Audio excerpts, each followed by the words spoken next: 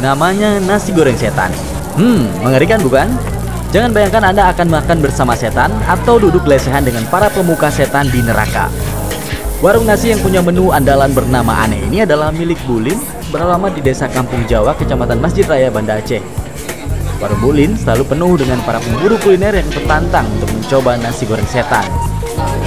Sekilas nasi goreng ini tak beda dengan nasi goreng biasa, tapi rasanya tentu berbeda.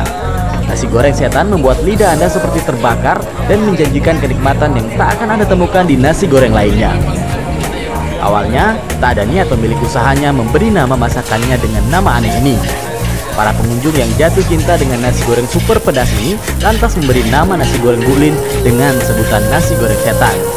Karena mula pertama itu nasi kita itu kan pedas, jadi para yang makan itu pedas sekali nasi gorengnya kayak setan.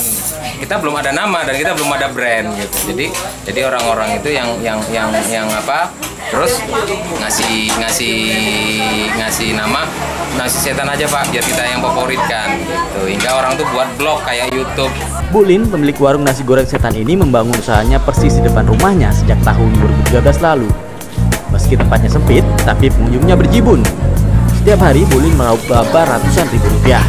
Tentu saja nasi goreng setan menjadi menu favorit. Karena nasi goreng di sini enak dan di sini ada banyak macam-macam nasi goreng. Dan saya sendiri menyukai nasi goreng setan. Itu pedas ya Kak? Iya pedas, bahkan ada level-levelnya sampai level ke-5 yang sudah pernah saya rasa, level 1, level 2, dan level 3. Kalau misalnya level 5 saya nggak berani karena takut sakit perut. Anda tertarik mencoba? Datang saja ke kawasan Gampung Jawa, Banda Aceh.